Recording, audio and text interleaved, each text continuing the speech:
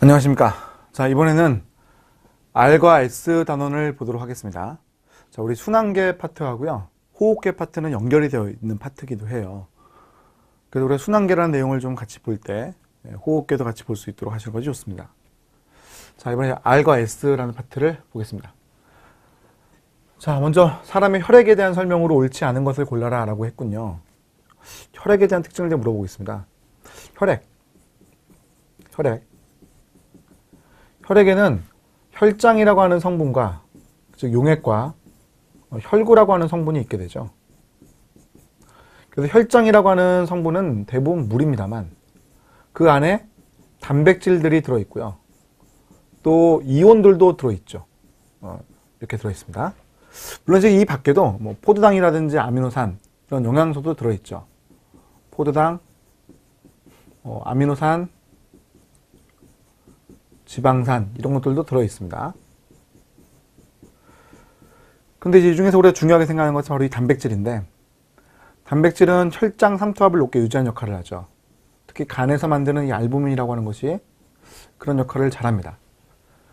pH도 일정하게 만드는 역할들을 이 알부민이 담당하고 있는 거죠. 자, 그리고 피브리노겐이라는 게 있어서 피브리노겐이라는 게 있어서 혈액의 응고를 일으킬 수 있는 물질이기도 하고요.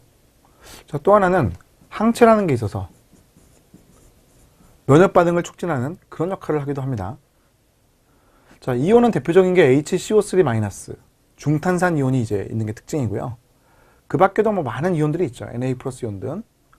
그 중에 HCO3- 아주 중요한 역할을 하죠. 즉 pH를 일정하게 조절하는 아주 중요한 역할을 합니다. 자, 혈구라는 게 있습니다. 혈구. 자, 혈구는 이제 가장 많은 것은 적혈구. 그 다음 두 번째가 혈소판. 그 다음 백혈구가 있죠. 자, 얘네들을 합쳐가지고 우리가 헤마토크리트라고 불러요. 이게 적혈구 용적률, 이게 헤마토크리트, 적혈구 용적률. 전체 혈액량에서 약 한 45% 가까이를 차지하고 있는 게 이 적혈구거든요. 여러분 뭐 잘 아시다시피 산소 운반 하는 애죠. 산소와 이산화탄소 운반하는 애가 적혈구. 대부분의 이산화탄소는 이 중탄산 이온 형태로 운반이 되죠. 적혈구에도 이 3%는 들어있습니다. 혈소판은 혈액의 응고를 일으킬 수 있는 물질, 즉 효소를 분비하는 역할을 하고요. 백혈구는 뭐 식균 반응들을 한다고 보시면 되겠습니다. 백혈구도 종류가 사실은 많이 나눠지게 돼 있고, 혈액 안에는 뭐 호상구, 호영구, 호중구라는 애들이 들어있고, 또 단핵구라는 애들 들어있고, 림프들도 들어있죠. 그 각각의 역할들이 다 있습니다. 우리 면역계에서 이제 그런 것들도 좀 세부적으로 다루고 있죠. 자, 이제 보면요. 자, 1번. 혈장은 조직액에 비해서 높은 농도의 단백질을 가진다. 맞아요. 단백질이 밖으로 빠져나가지 않습니다. 항상 안쪽에 많은 농도로, 높은 농도로 존재하는 것이 특징. 자, 혈소판은 혈액 응고에 필요한 세포 기관을 가지고 있는 어떤 세포이다라는 겁니다. 자, 혈액은 혈장의 세포들이 분포하는 일종의 결합 조직이다. 오케이. 결합 조직의 특징. 자, 고지대에 살아가는 사람은 정상보다 높은 적혈구 용질을 나타낸다. 그래요. 고지대에 살아가는 사람들은 정상보다 높은 적혈구 용질을 보인다. 그래서 산소를 이제 운반을 잘해야 되기 때문에 적혈구 용질들이 이제 크게 되는 거죠. 자, 그런데 이제 그럼 뭐가 틀렸을까? 자, 이제 1번의 혈장, 이건 뭐 맞죠? 조직에 높은 농도의 단백질 가지는 것. 근데 2번이 좀 애매하네요. 그죠? 혈소판은 혈액 응고에 필요한 세포 기관을 가지는 게 아니라 효소를 가지고 있습니다. 효소를 가지고 있습니다. 자, 혈액은 혈장의 세포에 분비하는 일종의 결합 조직의 한 종류입니다. 그래서 1번을 우리가 틀렸다고 할 수가 있겠습니다. 자, 그 다음 2번을 보도록 하겠습니다.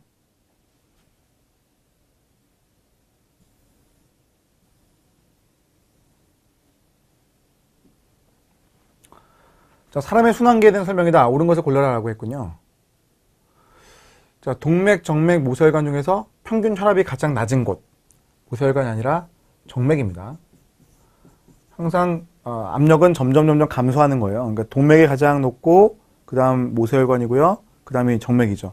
혈액이 흘러가는 순서대로 봤을 때 제일 마지막에 있는 게 혈압이 제일 낮습니다. 자, 2번은 약간 좀 쉽지는 않았는데 숨을 들이킬 때 혈압은 일시적으로 감소합니다. 우리가 이제 이런 표현들을 하지 않습니까? 뭐 혈압 올라 막 이럴 때, 야, 심호흡을 해.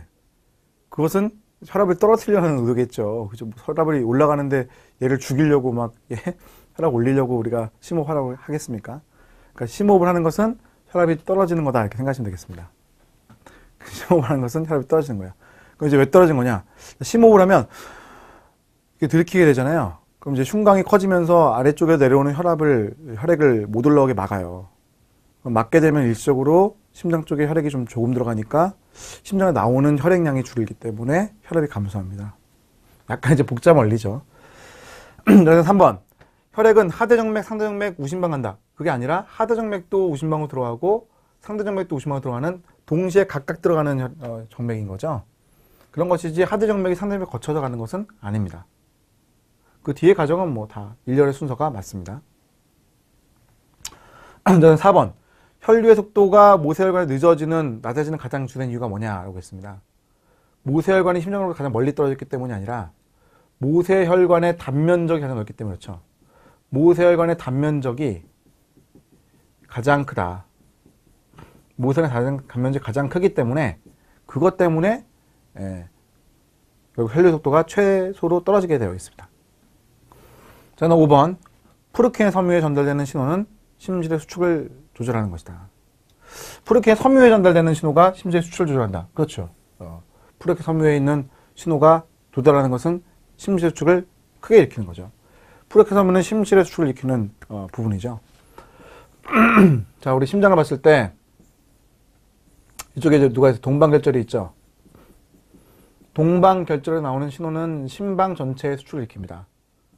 그리고 이제 방시결절을 거쳐가지고요.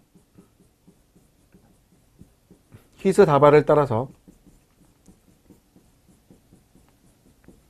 아래쪽에 이제 쫙 퍼지게 되는데 이게 이제 프루키네 섬유거든요. 프루키네 섬유. 자, 얘가 이제 쭉 퍼졌을 때 신호가 전체적으로 잘 퍼지게끔 되어 있는 게 특징이에요. 심실의 수축을 조절하는데 프루키네 섬유가 크게 기여를 하고 있는 거죠. 자, 그래서 옳은 걸 고르라고 했으니까 답은 5번이 됩니다. 자, 그 다음 3번으로 가겠습니다. 자, 순환계에 대한 설명을 옳지 않은 걸 골라라고 했습니다. 동방결절은 휴지막절을 갖고 있지 않다. 갖지 않습니다. 동방결절은 자동성 가지고요. 늘상 뛰어요. 그러니까 휴지막전이라는 게 없죠. 스스로 탈분곡이 일어나고 스스로 재분곡이 일어나고 스스로 활동량을 발생시킵니다. 그 결과 심장이 뛰는 거죠. 동방결절 신호를 내지 않는다면 심장은 멈출 가능성이 있는데 그때 이제 박동원이라는 게 또 다른 게 있죠.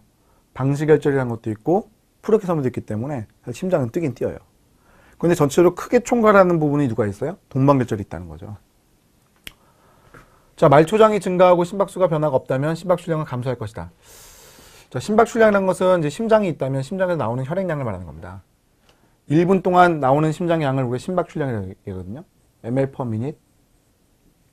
근데 심박수의 변화가 없어요. 그럼 심박출량이라고 하는 것은 심박수 곱하기 1의 박출량이거든요. 심박출량이라고 하는 것은 심박수 곱하기 1회 박출량이거든요. 1회 박출량이거든요.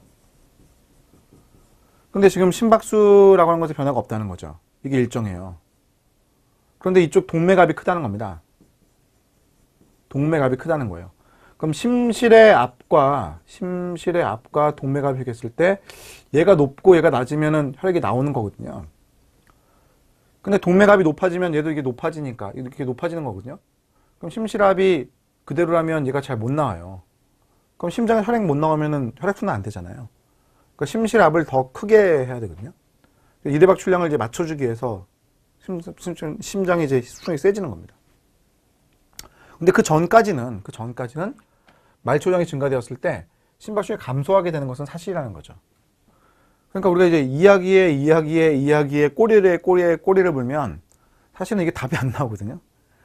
말초저항이 증가하면 심박출량이 감소하기 때문에 수축력을 세게 해서 말초저항이 결국 극복이 되고 다시 혈액이 정상으로 나간다. 이렇게 돼야 되는 건데 그럼 뭐 끝이 없잖아요. 그러니까 어떤 현상이 일어나면 그 다음에 뭐가 일어나? 이렇게 물어보는 게 시험이기 때문에 말초저항이 증가되었어? 그럼 이대박출혈은 감소되었겠구나. 그래서 전체적 심박수가 감소되겠구나 라고 생각하시면 되는 거죠. 자, 심장에서는 나가는 혈액은 동맥이니까 간 동맥이라고 하셔야 됩니다. 간 동맥을 통해서 간으로 이동한다는 거죠. 그건 산소가 풍부하죠. 자, 그 다음 혈장에는 항체가 있는 것이다. 그렇죠. 혈장에는 항체가 있죠. 혈장에는 항체가 있습니다. 자, 심장의 수축기에는 방실판막이 닫히는 거다. 심장이 수축을 한다. 그러면 이 심장이 수축한다는 건데, 자, 이렇게 지금 판막이 이쪽에도 있고 이쪽에도 있죠. 자, 이 위에 있는 판막을 우리가 방실판막이라고 부르는 것이고, 방실판막이라고 부르는 것이고, 아래에 있는 판막을 반월판막이라고 부르는 거예요. 그럼 이제 심장이 수축하게 되면 이 심실에 있던 혈액이 나가게 되는 건데, 그때 위로 가는 것은 막히는 거죠. 그래서 방실판막은 닫히고 혈액은 오로지 수축을 했을 때 방실판막 쪽으로 가는 거예요. 항상 심장의 수축기라고 하면 심실을 말하는 겁니다. 그래서 심실 수축이 일어날 때는 방실판막은 닫히고 반월판막은 열려야 돼요. 닫힌다 이렇게 해야겠죠. 자, 그럼 옳지 않은 것을 부르는 거니까 답은 이제 3번이 되겠습니다. 자, 그 다음 4번 문제로 가보겠습니다. 자, 4번 문제는 심전도에 대한 얘기를 하고 있네요. 그죠? 우리가 이제 그 앞에 있는 요 나 단계가 P파고, 라 단계가 QRS파고요. 그 다음 바가 T파인데, 심방의 수축기를 물어봤습니다. 이건 이제 P파고요. 심실의 수축기를 물어봤으니까 이것은 QRS파가 되는 거죠. 자, T파가 나타나는 이 시기에는 심실의 이완이 납니다. 자, 이 시기에는 여러분, 심실의 이완이 일어나죠. 이건 이제 단순 암기사항이니까 여러분, 외워놓도록 하십시오. 그래서 P파와 QRS파가 나타나는 시기, 나하고 라다 이렇게 골라내시면 되겠습니다. 자, 그 다음 문제 보겠습니다. 자, 5번 문제입니다. 자, 어떤 환자에서 심전도에서 심방의 수축은 규칙적이지만, 그럼 이제 심방의 수축 규칙적이라고 하는 것은 P파가 발생을 해서 신호가 제대로 갔다는 거죠. 심방의 수축이라고 하는 것은 동방결절에 따르는 거예요.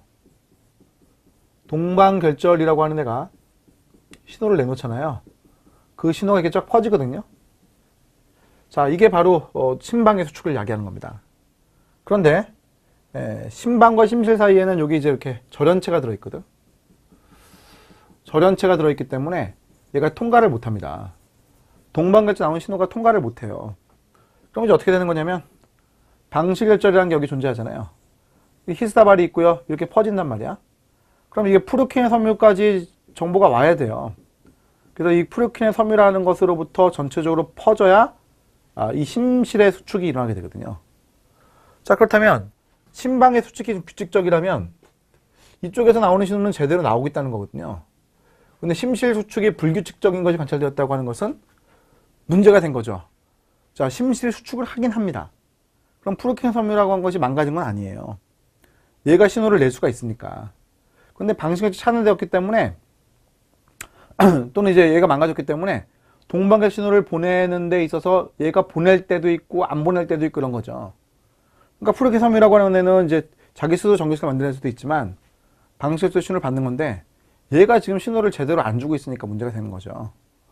그렇다면 이런 경우에는 문제가 되는 것이 방식결절이라고 볼 수가 있습니다. 즉 항상 신호가 방식결절을 따라서 프루킨으로 가기 때문에 방식결절에서 신호를 잘못 인지하게 되면, 즉 신호를 이제 전달하는 걸 소홀히 하게 되면 그럼 불규칙하게 될 수밖에 없다는 거죠. 더 심해지면 이거 완전 차단되거든요. 완전 차단되면 신호를 안 보내요. 그럼 안 보내게 되면 프루킨 섬유가 자기가 알아서 신호를 만들거든요. 그럼 이제 규칙적이겠지만 상당히 신호의 간격이 이제 느려지게 되는 겁니다. 그러니까 더뎌져요. 간격이 넓어진다는 얘기입니다. 그건 이제 프루킨 섬유 혼자서 작동할 때 얘기겠죠. 근데 이 문제의 취지를 보게 되면 방식결절이라고 하는 애가 망가지긴 망가졌는데 완전히 망가진 건 아닙니다. 어떠한 신호는 보내고 어떠한 신호는 안 보내고 뭐 이렇게 된 상황이다라고 보시면 되겠습니다. 자, 이번엔 6번 문제 보겠습니다. 자, 동맥이라고 하는 것들은 근육이 발달한 저항성 혈관이다. 네, 소동맥이라면 맞습니다. 소동맥이라면. 그 결과 혈압은 가장 높다라고 되는 거죠. 자, 말초 조직에 세동맥이 수축을 했다. 조직의 형성이 촉진될 거냐. 자, 여러분, 세동맥이 수축하면요. 혈관이 좁아졌다는 거 아니겠어요? 혈관이 좁아진 겁니다. 그럼 여기 이제 조직이 있는 건데 여기 이제 좁아지게 되면 이쪽으로 혈액이 많이 흘러가요, 못 올라가요? 혈액이라고 하는 것이 많이 흘러갑니까? 못 올라가죠. 잘 못 올라갑니다. 그럼 조직 쪽에 액이 많아지겠어요? 액이 줄어드는 거죠. 혈액이 지금 못 들어오고 있는데 조직 형성이 촉진되지 않습니다. 자, 그 다음 3번. 간이 손상되면 복부나 조직에 손발에 부종이 발생할 수 있다. 간이 손상되면요, 혈장 단백질의 양이 줄어들어요. 혈장에 존재하는 단백질의 양이 감소합니다. 그럼 혈장 단백질의 양이 감소하게 되면 결국 혈장 삼투압이 떨어지기 때문에 모세혈관에서의 재흡수가 잘 안 됩니다. 모세혈관 생각해 보면 혈압이라고 하는 압이 있기 때문에, 혈압이라는 압이 있기 때문에 혈장 성분을 내보내려고 하는 거고요.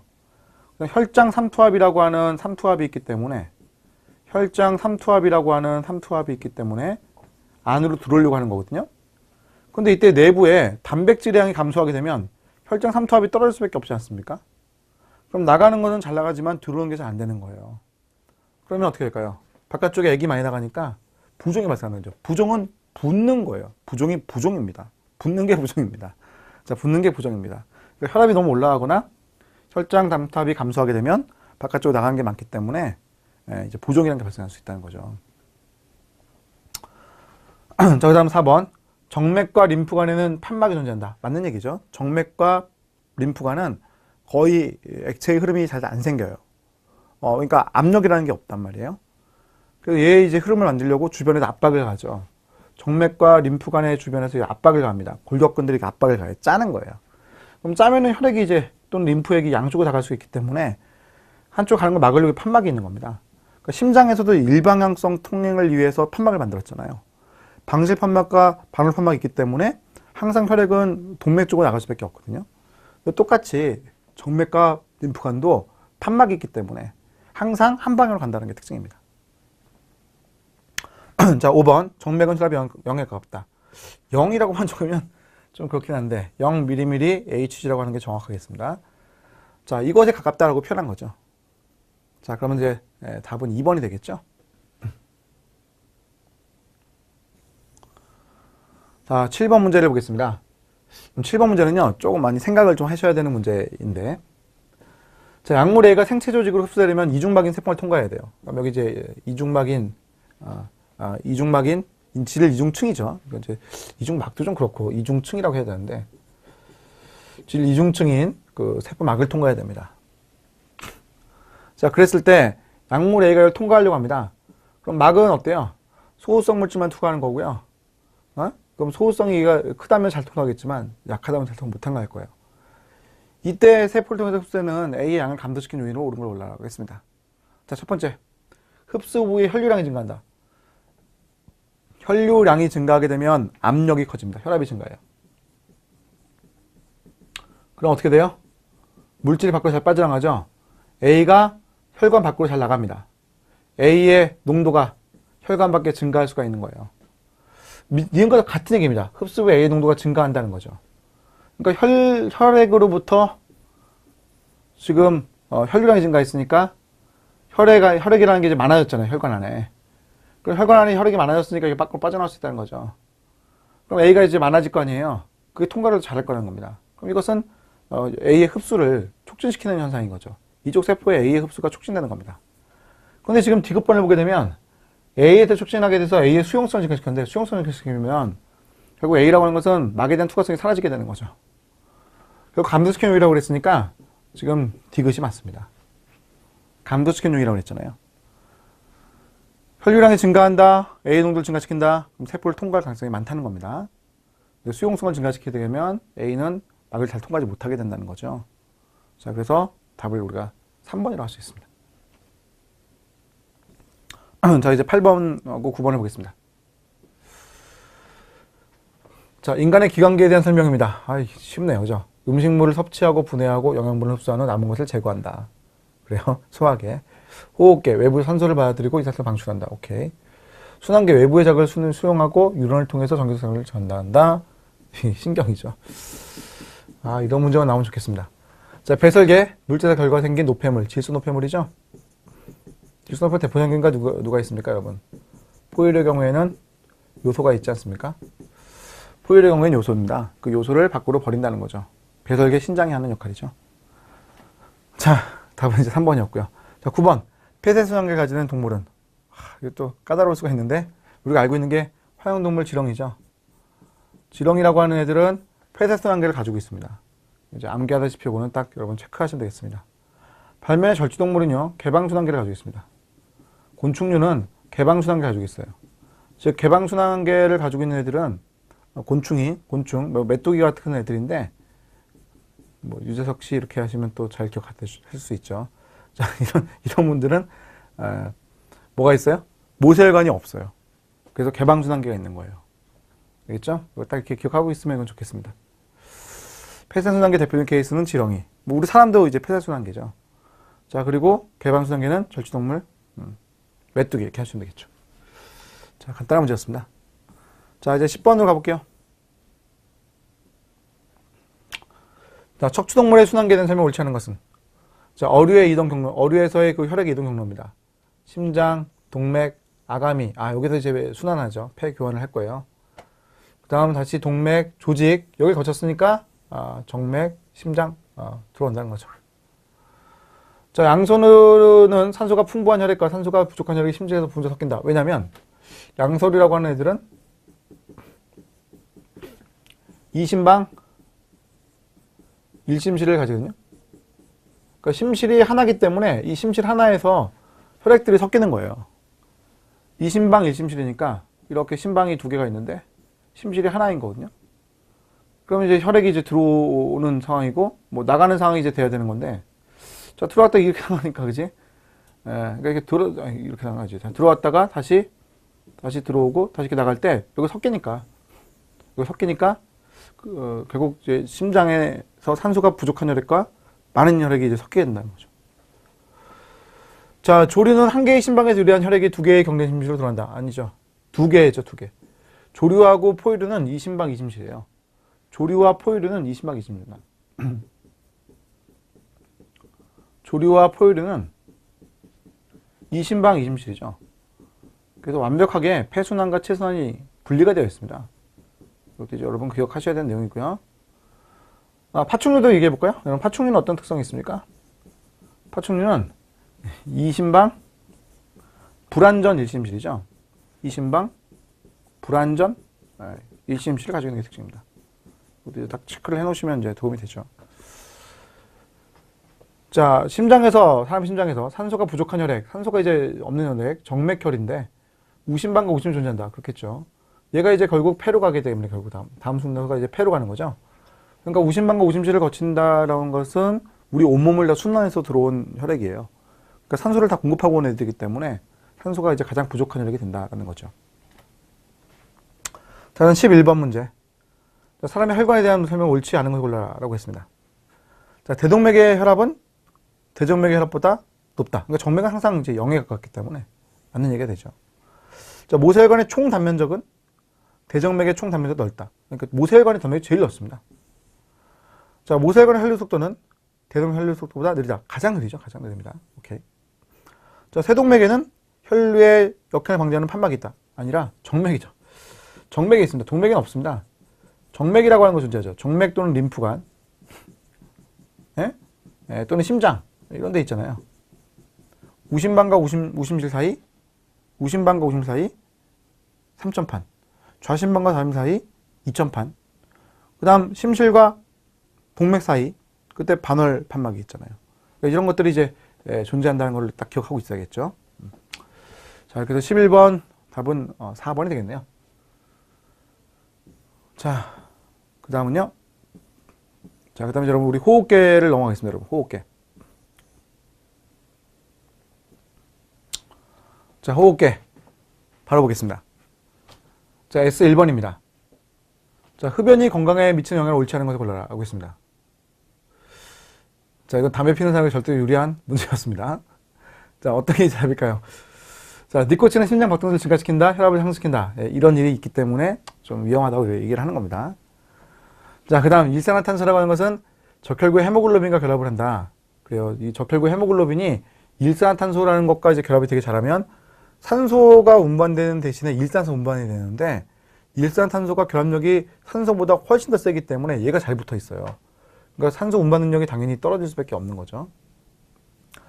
자, 타르. 자, 발암물질들의 그 종합체를 우리가 타르라고 부르는데 그 타르 중에서 벤조피렌 성분은 폐암의 원인 물질입니다. 즉 DNA의 염기서열을 바꾸게 할 수 있는 물질이에요. 자, 그럼 4번. 임신 중에 흡연은 모세혈관과 작은 동맥을 팽창시킨다. 다 이거 수축입니다. 수축. 모세혈관을 팽창시키고 작은 동맥을 팽창시킨다면 물질 교환도 잘 되고 좋은 일이 일어날 수도 있거든요. 그럼 임산부들도 담배 피실 거예요. 근데 그런 일은 발생하지 않습니다. 오히려 모세혈관 수축시키고요. 작은 동맥 수축시키기 때문에 혈류 공급이 잘 안 되는 거예요. 그러니까 애한테도 상당히 치명적이죠. 특히 어린아이들은 태아는 어머니로부터 산소를 받아야 되는데 어머니 자체가 산소가 부족하고 전달하는 것이 안 된다면 뇌 손상이나 이런 게 일어나는 게 아주 쉽죠. 그죠? 그러니까 상당히 이제 위험하다 이렇게 표현하고 있는 겁니다. 자, 답은 이제 4번이죠. 자, 그 다음 이제 2번 문제로 가볼게요. 자, 호흡과 관련된 설명으로 옳은 것을 골라라라고 했습니다. 흡기. 자, 흡기라고 하는 것은 자, 이렇게 폐가 있다고 했을 때 공기가 안으로 들어가는 것, 이게 이제 흡기입니다. 흡기. 들숨이라고 부르는 그런 시기가 되는 겁니다. 자, 그랬을 때 아래에 있는 횡격막이 공기를 받아들이기 위해서는요, 횡격막이라고 하는 것이 어떻게 해야 돼요? 네, 수축이 돼야 되는 거고요. 그 위에 있는 게 이제 갈비뼈의 근육인데, 갈비뼈의 근육 중에서 우리가 외늑간근이라는 걸 좀 알아주시면 좋거든요. 자, 외늑간근이라는 것도 똑같이 여러분 수축이 일어납니다. 자, 그랬을 때 외부에 있는 공기가 안으로 들어올 수가 있어요. 그러니까 이와는 틀렸죠. 수축. 자, 산소와 이산탄소의 교환, 기체 분합 처리한다. 그렇죠. 이것도 기체 분합 처리합니다. 예를 들어 산소 같은 경우를 보면은 대기 중에 있는 것이 160이고 폐에 있는 것이 100이고 그다음 조직으로 간다고 했을 때 조직은 40입니다. 그러니까 산소 O2의 분합이라고 했을 때 160부터 이렇게 순차적으로 분합차가 형성이 되어 있는 겁니다. 반대로 이산화탄소의 분합을 보게 되면 CO2라고 하는 것의 분합은 안쪽이 좀 높습니다. 한 70. 그다음 폐 쪽이 40, 46으로 할까요? 46. 바깥쪽은 0.3이거든요. 그러니까 이제 결국 이렇게 나가게 돼 있죠. 자, 그래서 분합차에 의해서 변화가 되어 이동을 하게 되어 있는데 그때 혈액을 따라 운반할 때 운반하는 애가 좀 필요하기 때문에 산소는 적혈구를 이용한 거고요. 즉 헤모글로빈을 이용한 거고 이산화탄소는 중탄산이용을 이용한 거죠. 자, 그래서 산소 이산탄소의 교환은 기체의 분합차에 의한 확산이다 라고 했을 때 맞는 질문이 되는 겁니다. 자, 그다음 디귿번. 자, 세포호흡은 조직의 유기물을 산화시킨다. 그래요. 유기물, 뭐 예를 들어서 단백질, 지방산, 탄수화물 이런 것들이죠. 지방산, 탄수화물, 특히 단백질 이런 것들이에요. 산화시켜 에너지를 얻는 과정이다. 세포 내 미토콘드리아를 한다. 오케이. 자, 리을번. 폐포에서 기체 교환을 마쳤어. 그러면 충분히 산소가 풍부하죠. 자, 이러한 혈액은 심장에 어디로 들어갑니까? 네, 좌심방으로 들어갑니다. 좌심방울을 거쳐가지고요, 좌심실 거쳐가지고요, 다시 온몸을 순환하게 되는 특징이 있죠. 그래서 우리가 니은과 디귿을 옳은 질문으로 하셔야겠습니다. 자, 그 다음 3번 문제를 보도록 할게요. 자, 뭐 단순 한계인데요. 뇌의 호흡조절 중추 어디에 영향을 주는 건가, 무엇에 영향을 받는 건가 하는 거죠. 혈중 이산화탄소 농도죠. 혈중 이산화탄소 농도가 증가하게 되면 뇌의 척수액의 pH는 감소하거든요. 그럼 이 pH 감소된 걸 인지하는 것이 바로 연소입니다. 연소는 우리가 순뇌라고 부르는데, 그럼 순뇌가 신호를 주는 거죠. 그럼 교감신경을 따라 가지고요, 신호가 갑니다. 그럼 교감신경이 이제 신호를 줬을 때 호흡 조절이 이제 가빠지는 거죠. 호흡이 이제 가빠지는 것들 볼 수가 있거든요. 그래서 일렬의 과정을 여러분이 딱 머릿속에 또 넣어놓으시면 이건 상당히 도움이 됩니다. 자, 그 다음 문제 볼게요. 자, 4번 문제를 보겠습니다. 적혈구 세포에 대한 설명으로 옳은 것을 골라라고 했습니다. 자, 기억번. 적혈구 헤모글로빈은 혈액의 pH 변화를 방지하는 완충작용을 할 수가 있다. 자, 헤모글로빈이라고 하는 것이 혈액의 pH 변화를 완충하는 작용을 일부 할 수 있기는 해요. 즉 H+라고 하는 것이 이게 이제 헤모글로빈에 붙을 수가 있거든요. 헤모글로빈이 가지고 있는 그 카르복실기라고 하는 같이 COO-라고 하는 부분이 있는데 여기에서 H+가 좀 붙기도 하더라는 겁니다. 자, 조직에 산소가 부족하면 신장에서 에리스로포이에틴, 이거 이제 약어로 하면 EPO입니다. EPO가 나오게 되면 적혈구 생성이 촉진돼요. 이게 맞는 얘기입니다. 그러니까 조직에 산소가 부족하잖아요. 그럼 신장에서 알아차리는 거야. 콩팥. 그럼 여기에서 EPO를 내놓죠. 그럼 EPO가 나왔을 때 이게 적혈구 생성을 촉진하는 성장인자거든요. 이제 조혈모세포가 분열을 하고 조혈모세포가 분열하게 되면 적혈구가 막 만들어지는 거죠. 그 산소가 부족한데 이제 고산지대를 가죠. 고산지대를 가게 되면 이 EPO가 나오는 거예요. 그러면 어떻게 돼요? 적혈구 숫자가 늘어나는 거죠. 그 산소가 부족하니까 조금이라도 이제 붙잡아다가 혈액에다 돌리려고 하는 거거든요. 그 산소의 양이 부족하잖아요. 고산지대 가면 산소가 부족하기 때문에 산소를 이제 붙잡아다가 빨리 이제 혈액에 돌려야 되는데 적혈구 숫자를 늘리는 거예요. 적혈구 숫자를 늘려가지고 빨리 붙잡아다가 돌리는 거죠. 자, 헤모글로빈 산소 결합력은 이산화탄소 분압 등에 의해서 결정이 될 수가 있다. 네, 가능합니다. 그러니까 산소의 결합력이라고 하는 것은 온도. 자, 온도가 낮을 때 결합력이 세집니다. 결합력이 세지는 경우를 한번 정리해 볼게요. 산소 온도가 낮을 때 결합력이 세져요. pH가 높을 때 결합력이 세집니다. 이산화탄소의 분압이 낮을 때 그때 결합력이 세지는 겁니다. 이때 이제 결합력이 세지거든요. 그러니까 헤모글로빈이 산소를 잘 붙일 수가 있다 이렇게 보시면 되겠습니다. 자, 태아의 적혈구 헤모글로빈 산소 친화력, 모체의 적혈 헤모글로빈의 산소 친화력은 동일하다. 아니에요. 태아께 더 셉니다. 태아의 적혈구가 더 센 거예요. 그래야 태아가 어머니로부터 산소를 받을 수가 있죠. 어머니의 헤모글로빈에 있는 산소를 자기가 받기 위해서는 더 결합력이 세야 돼. 그러니까 태아가 있고요. 여기 산모가 있으면 이제 태반이 있잖아요. 그때 여기에 놓여있는 산소를 태아가 잘 테이크 합니다. 가져가요. 그럼 산모는 자기의 적혈구에 있는 산소를 내놓습니다. 그렇게 해도 이제 주고받고 가능한 거죠. 결국 태아의 헤모글로빈이 산소 친화력이 더 크다는 게 특징입니다.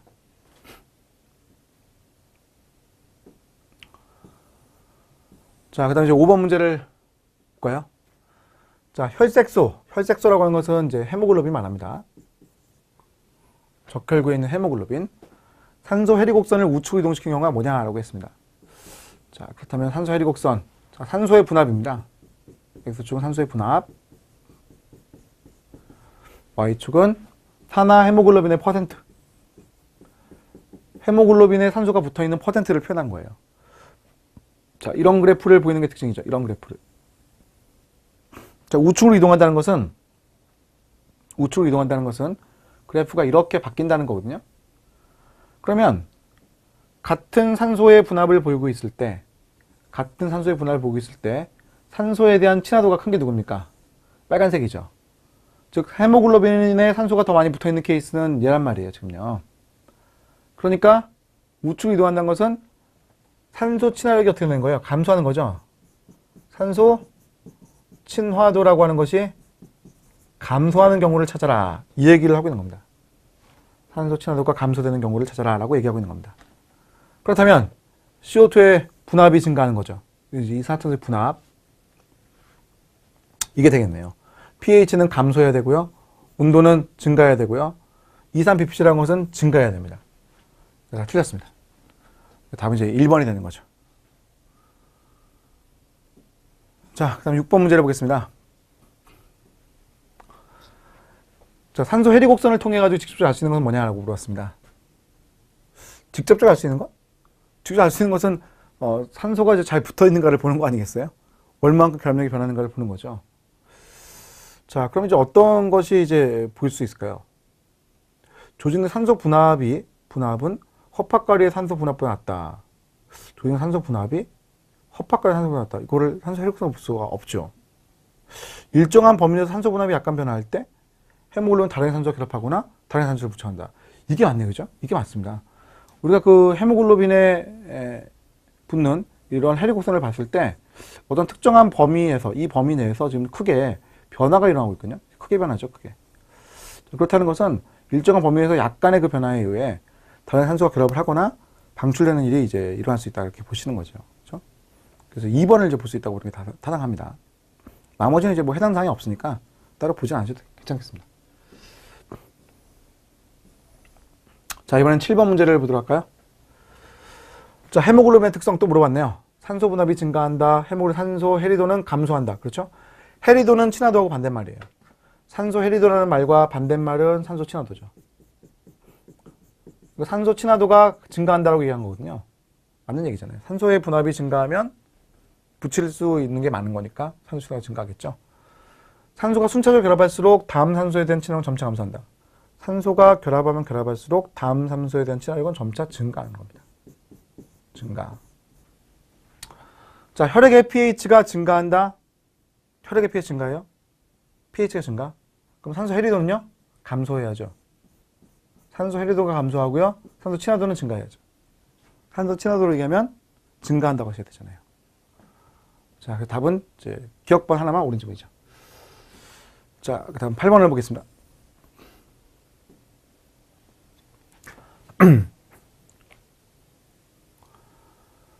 자, 허파에서 산소와 이산소 교환은 모세혈관과 폐포 사이에 분압 차이에서 일어날 수가 있다.